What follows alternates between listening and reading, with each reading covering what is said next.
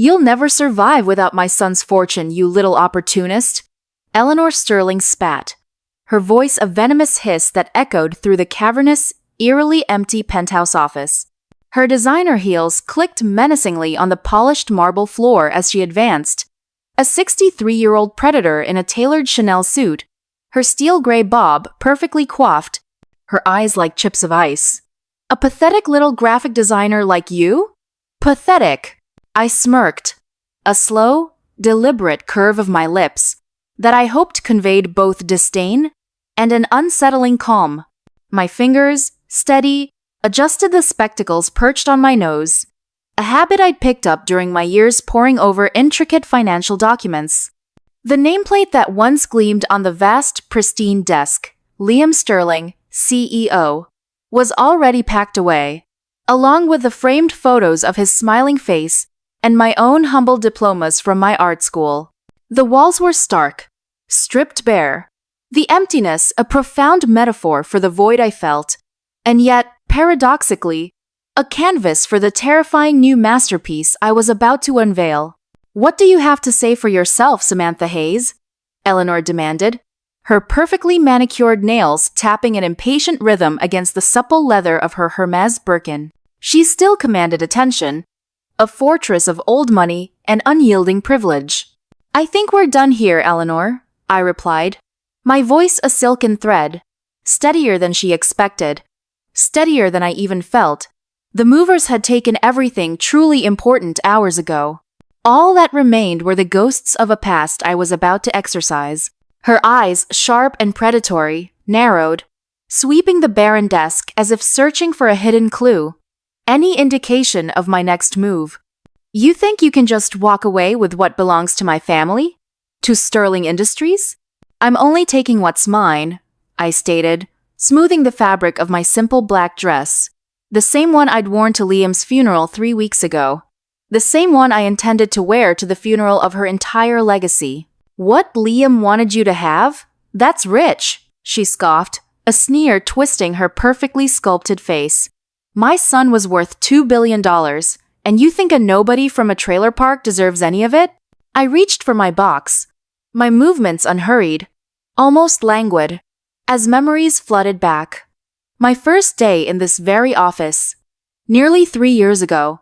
The elevator doors had opened to the 40th floor of the Sterling Tower in downtown Manhattan, and my stomach had lurched with a nervousness that had nothing to do with the dizzying height, and everything to do with what awaited me.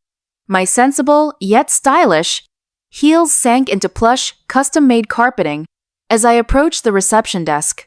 Samantha Hayes for Mr. Sterling, I'd said, clutching my meticulously prepared portfolio of design samples and a carefully curated resume.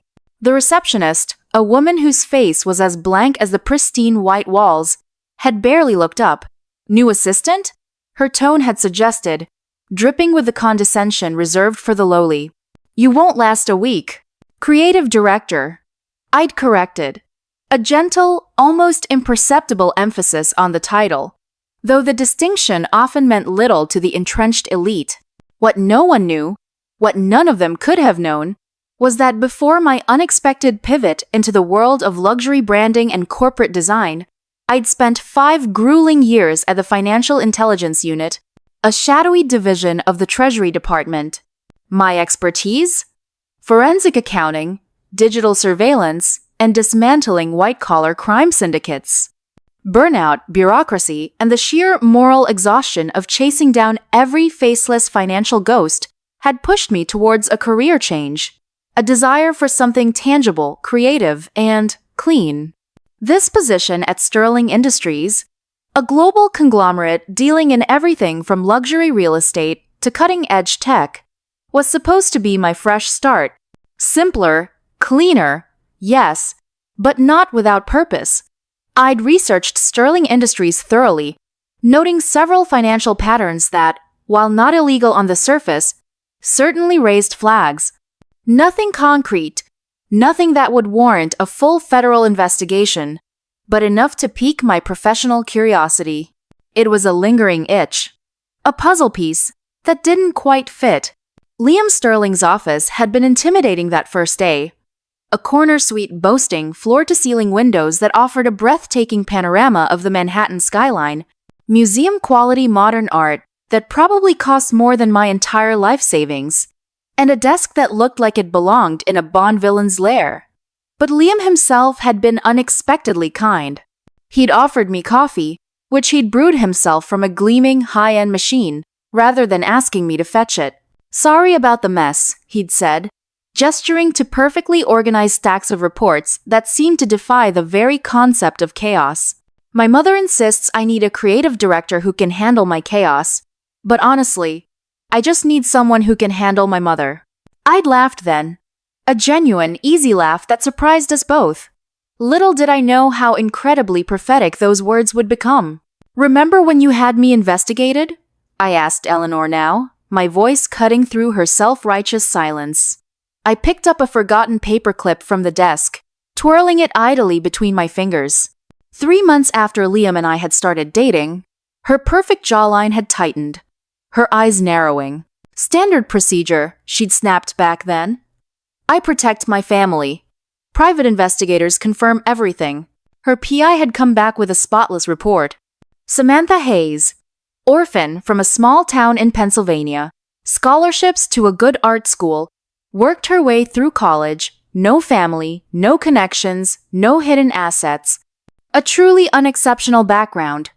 The perfect, uncomplicated blank slate, seemingly no threat to the Sterling dynasty.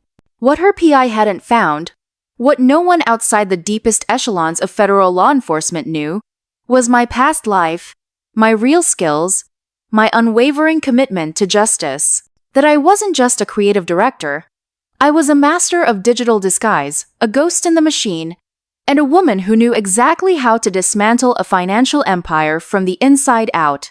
Liam, bless his oblivious, good heart, had been furious about the investigation. "I told her to back off, Sam," he'd pleaded, his hand squeezing mine, his eyes full of earnest apology. "She doesn't trust anyone who isn't old money. It's a sickness." But I hadn't been angry. Instead, a tiny, cold spark of professional interest had ignited within me. An unbidden thought, a whisper from my old life. If she's this paranoid, what is she hiding? Liam and I had fallen in love quickly, passionately. He was brilliant, driven, but also surprisingly gentle, a stark contrast to his formidable mother. He saw through my carefully constructed facade of quiet efficiency to the fierce intelligence and quiet passion beneath. He loved my art, the vibrant, expressive pieces I created in my off hours, a stark contrast to the sterile corporate branding I designed by day. He'd proposed 6 months ago, on a windswept rooftop overlooking the city, the diamond on my finger sparkling almost as brightly as the hope in my heart. Our engagement, however, had only intensified Eleanor's scrutiny. She saw me not as a future daughter, but as an impending threat, a crack in the gilded armor of the Sterling family. She made countless thinly veiled comments about my humble origins, my practical career choices, and how Liam deserves someone who understands the true responsibilities of wealth. She had even, on one memorable occasion, accidentally left a copy of a prenuptial agreement on Liam's desk, bolding the clauses that dictated financial payouts in the event of divorce. Liam, horrified, had shredded it. I, however, had quietly photographed every page. Forensic due diligence, I told myself. A force of habit. Then, 3 weeks ago, the world had shattered. A private plane, a late-night flight, a sudden storm over the Atlantic. Liam was gone.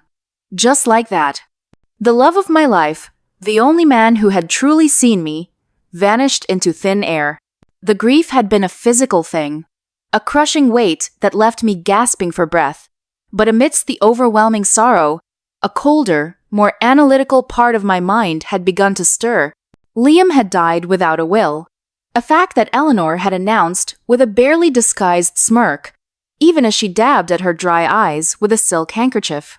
"Such a tragedy," she'd purred, placing a dismissive hand on my arm during the hushed, sterile funeral service.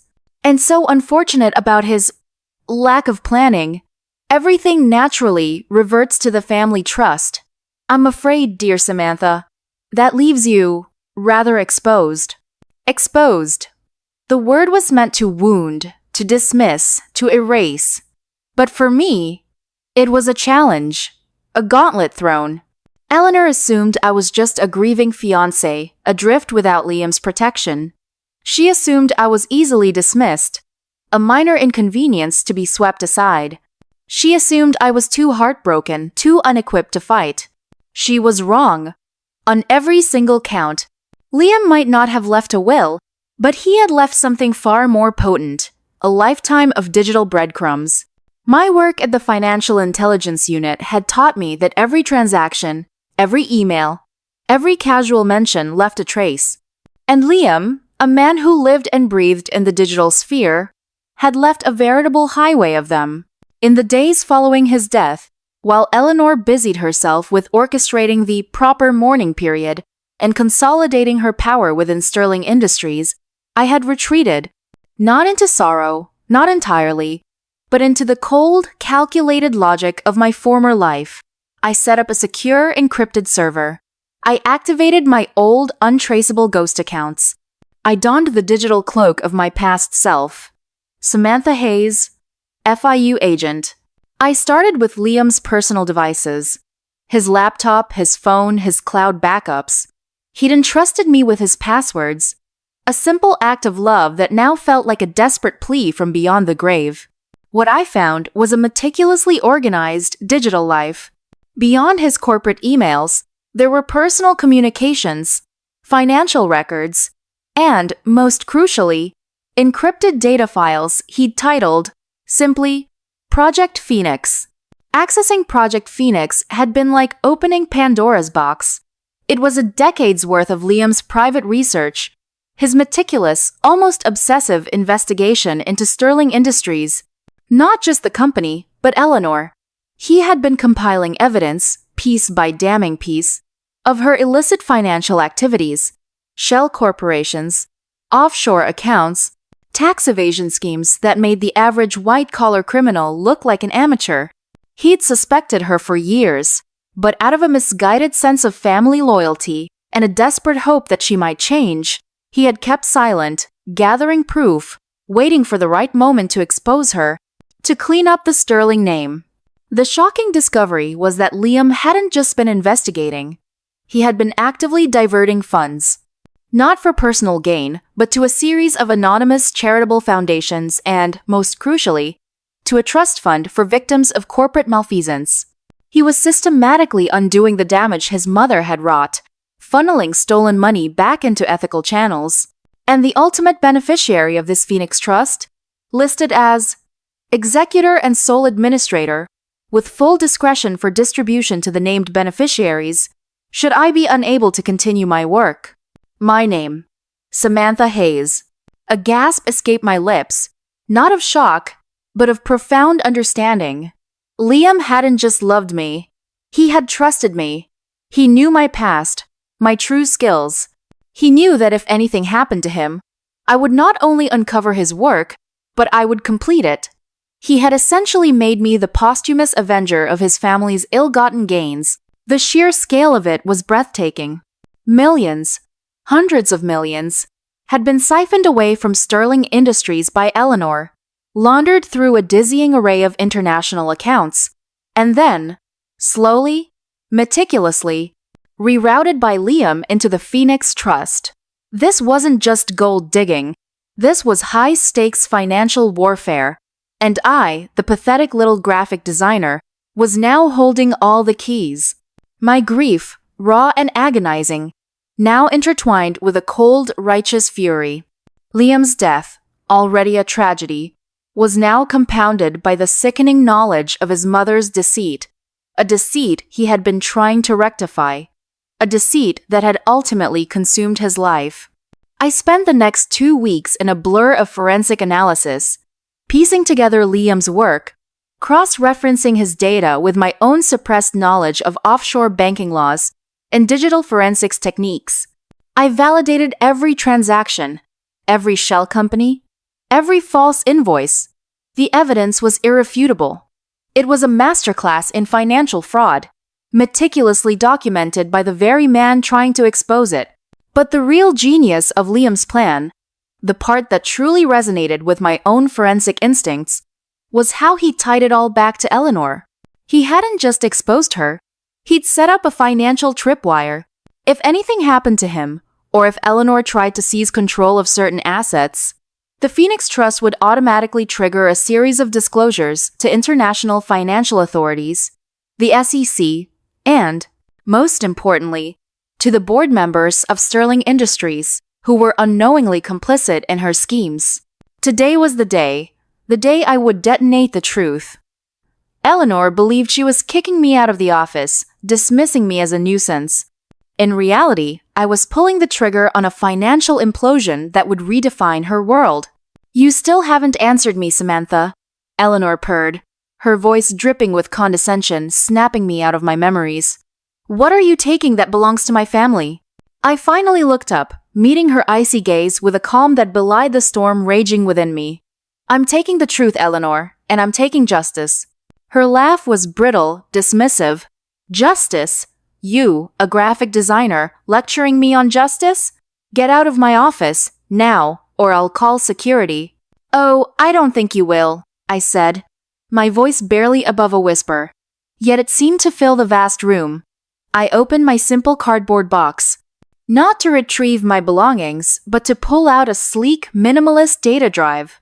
Because if you do, this little device, which contains a mirror image of Liam's Project Phoenix, automatically releases everything.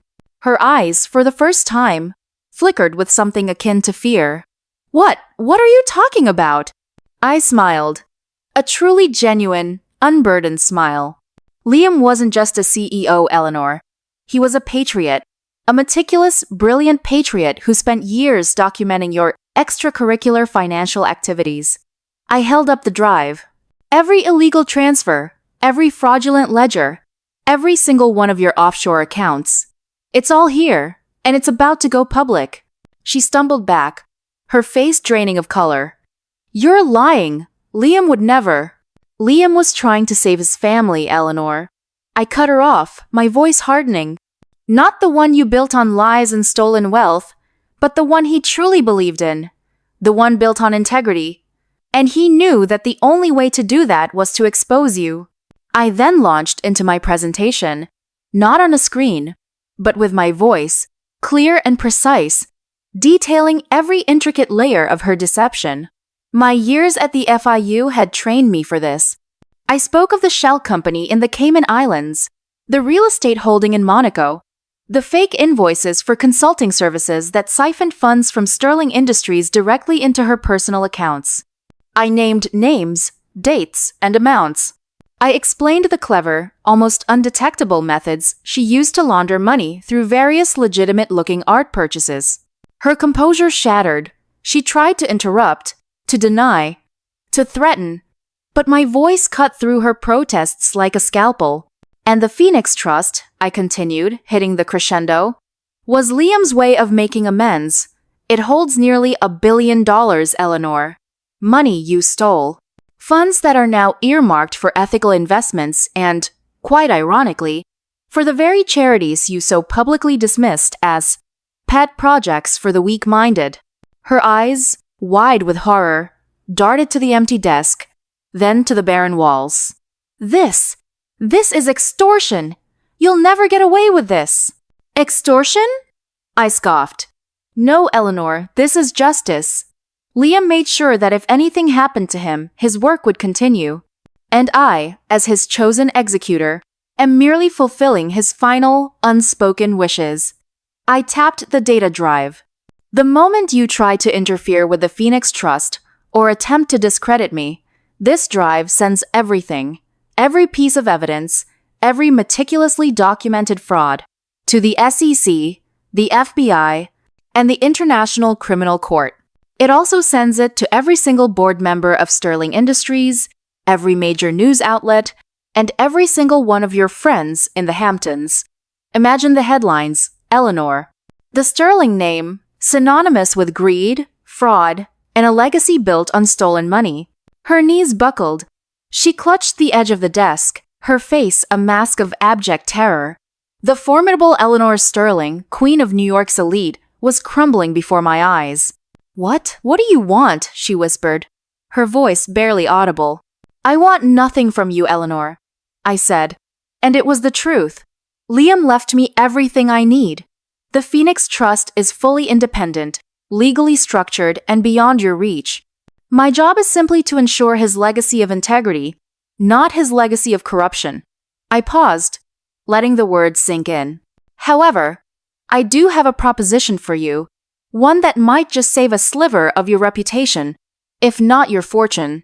I outlined Liam's contingency plan, a carefully worded public statement, drafted by Liam himself, admitting to past financial irregularities within Sterling Industries, a commitment to full transparency and ethical restructuring under new leadership, and a significant, immediate donation to a well-known charity.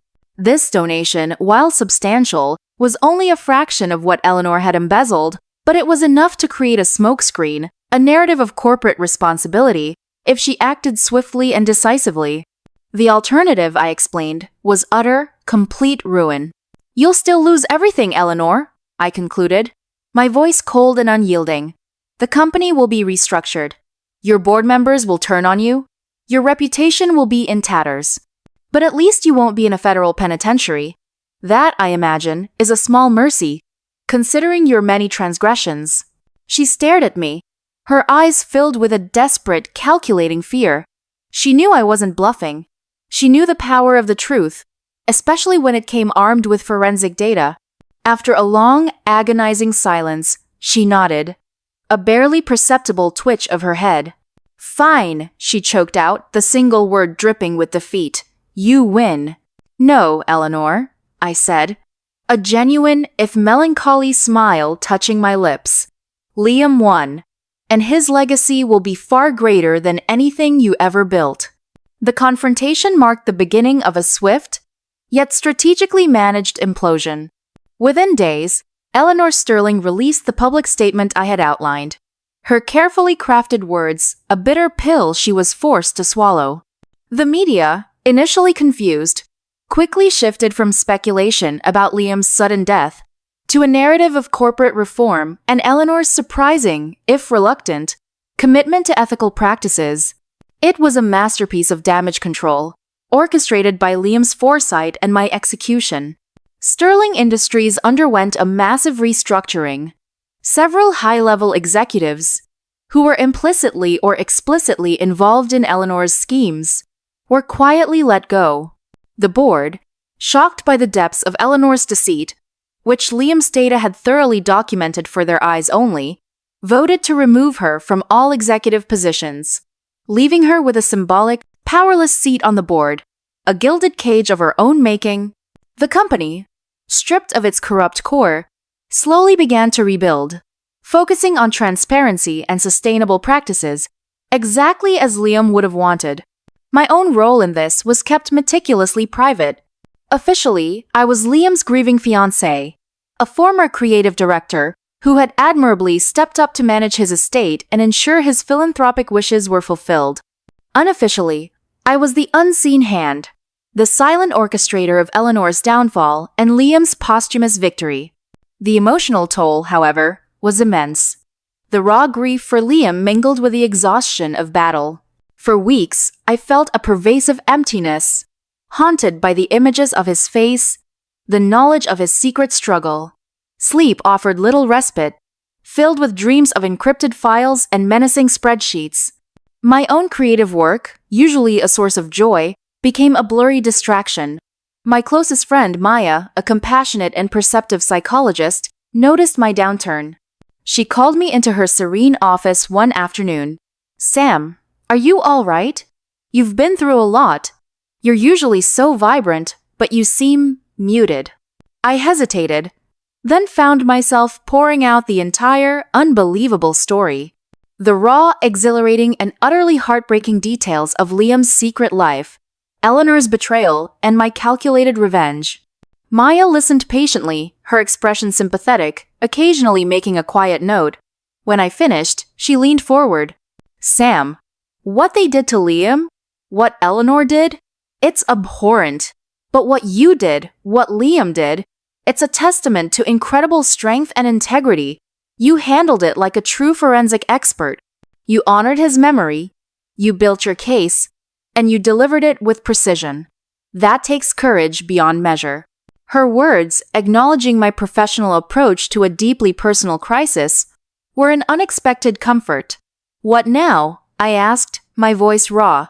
"Now," she said gently, "you take that same analytical strength, that same commitment to truth, and you apply it to your own healing. You redefine what family means to you. You choose who you allow into your inner circle. And you honor Liam's legacy by living a life of profound authenticity, just as he envisioned for you." Her advice resonated deeply. The painful truth was, the Sterling family had exploited Liam's loyalty, not just financially, but emotionally. They had taken for granted his quiet integrity, his unwavering belief in redemption. My role in their drama had forced me to confront my own past, my own tendency to be the quiet, competent fixer, the one who could always be counted on to pick up the slack, to fix things, to provide. And I realized they had taken advantage of it. I needed space to grieve, to process, to simply be. I declined Eleanor's perfunctory invitations to family dinners, which were thinly veiled attempts to monitor my activities, letting her carefully worded messages and passive-aggressive apologies pile up unanswered.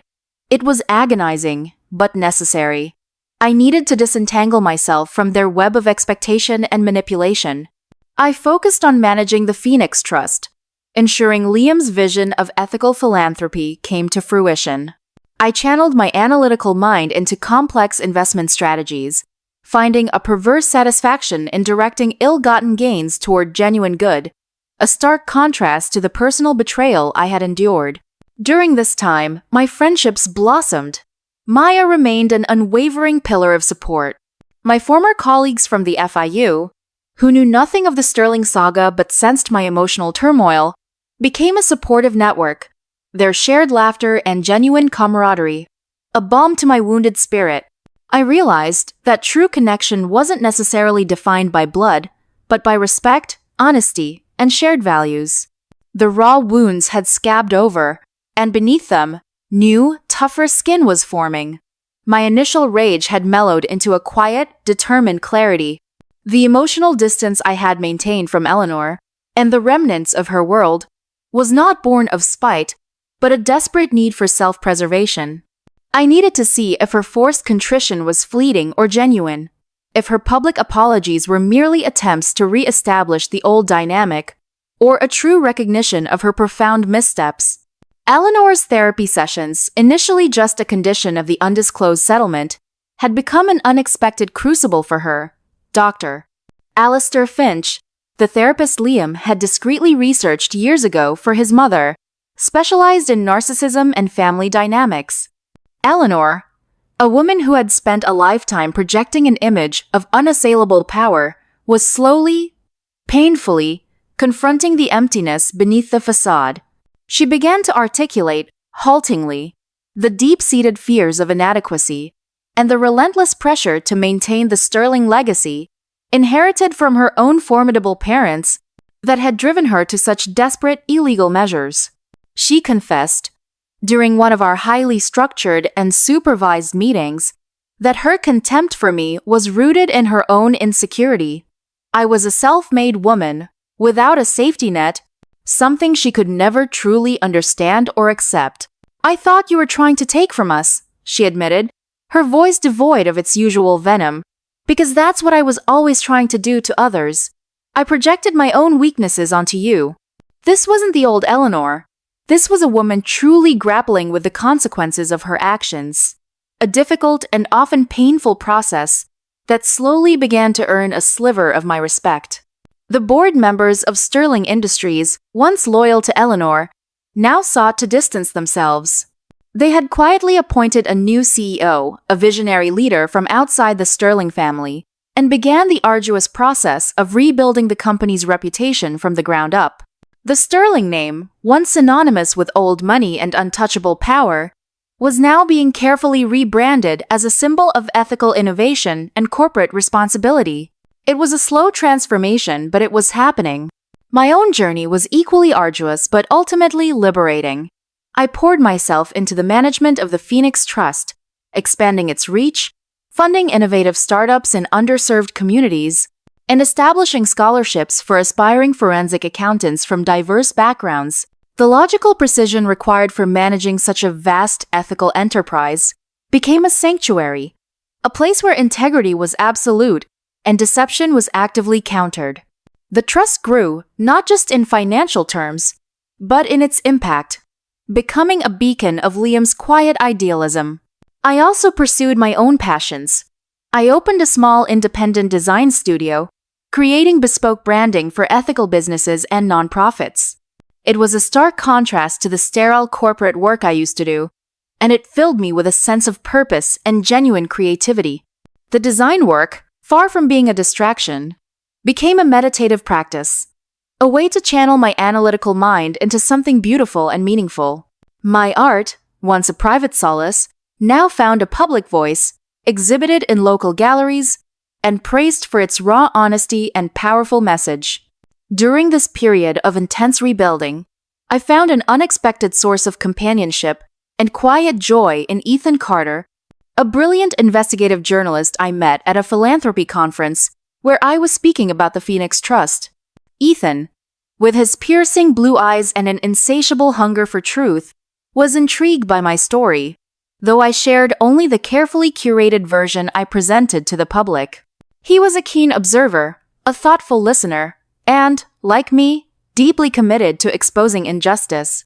We bonded over late-night coffees, discussing everything from global financial markets to obscure jazz albums. He saw the fire in my eyes, the quiet strength that undergirded my seemingly serene demeanor. He never pushed, never pried, but offered quiet support and a steady, reassuring presence. Slowly, tentatively, our professional connection blossomed into something more. Our first date, a casual dinner that stretched into hours of conversation about our shared values and our commitment to making a difference, felt easy, honest, and refreshingly devoid of any pretense. Ethan saw me, truly saw me, for who I was: complex, resilient, and deeply empathetic. He valued my intellect and my quiet strength, never once comparing me to others or expecting me to be anything other than myself. He introduced me to his own family, a small, close-knit group where communication was open and direct, a stark contrast to the Sterling family, and it was deeply comforting to experience a healthy family dynamic firsthand. The process of rebuilding my life was a slow, deliberate reconstruction, brick by painful brick. There were no grand gestures, no sudden, miraculous fixes. It was a series of small, consistent acts of self-care, of courageous vulnerability, and of choosing to invest in relationships that truly nourished my soul. I maintained a carefully measured distance from Eleanor, a respectful yet firm boundary. Our interactions were limited to necessary discussions about the restructuring of Sterling Industries and her continued participation in therapy. There were no illusions of a warm, familial bond, but there was a grudging understanding, a shared acknowledgement of the lines that had been crossed and the consequences that had followed.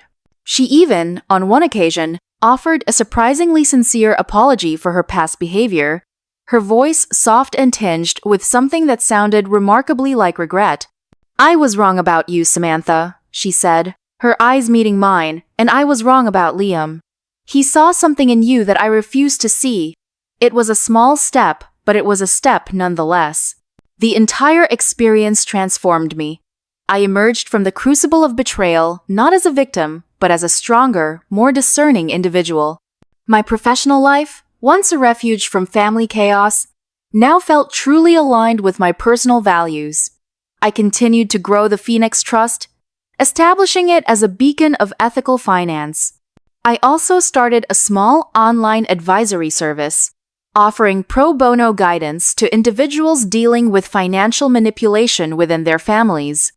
It was a way to give back, to empower others with the knowledge and confidence to protect their own dignity and financial well-being.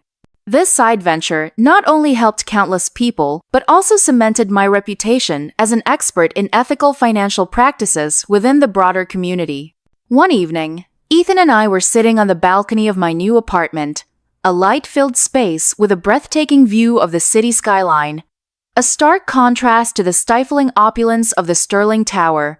I leaned my head on his shoulder, feeling a profound sense of peace, a quiet contentment I hadn't known was possible. "You know," I mused, my voice soft, "it's strange. The worst betrayal I've ever experienced ended up giving me the most profound clarity." Ethan squeezed my hand. "It often does, Sam. Sometimes you have to break down to truly build yourself back up, stronger than before. You were always strong, but now you're also fiercely wise. And smarter," I added with a small smile. "I learned that my worth isn't contingent on anyone else's approval or their financial gain. It's inherent, and it's not for sale. It's the most valuable lesson I've ever learned, paid for with a lot of tears, a lot of sleepless nights, and a whole lot of courage." I looked up at the vast, twinkling expanse of the city, now truly mine. I used to think my purpose was to prove myself, to earn acceptance from people who would never truly see me. But now I realize my purpose is to stand tall, to live authentically, and to choose who I allow into my life on terms of mutual respect and genuine love. It's a far more exhilarating and fulfilling purpose. My story isn't just about a gold digger accusation or a family dynasty exposed. It's about the quiet, persistent voice inside that whispers your worth, even when others try to shout it down. It's about finding the courage to trust that voice, to set boundaries, and to reclaim your space, your joy, and your dignity. It's about the truth, always, eventually, finding its way to the light. And it's about the laughter, the kind that bursts forth from a place of deep contentment and security, the laughter that says, "You tried to break us, but you only made us stronger." This journey taught me that true family, true connection, supports your growth rather than exploits your goodness. It's about building a life aligned with your authentic values, surrounded by people who lift you up, not tear you down. Your dignity is never for sale. It is the one thing no one can take from you unless you give it away. Hold on to it, protect it, and let it guide you. For in the end, the most satisfying victory isn't revenge, but the serene joy of a life reclaimed, a heart healed, and a future built on genuine love and respect. Every challenge, every moment of adversity, becomes a stepping stone towards understanding your own power and the unwavering strength of true, unconditional love. So, I ask you, if you've ever had to draw a difficult line with family members who were taking advantage of you, or who simply didn't see your worth beyond what you could provide, how did you find your voice, set your boundaries, and reclaim your life and your dignity? Share your experiences in the comments below.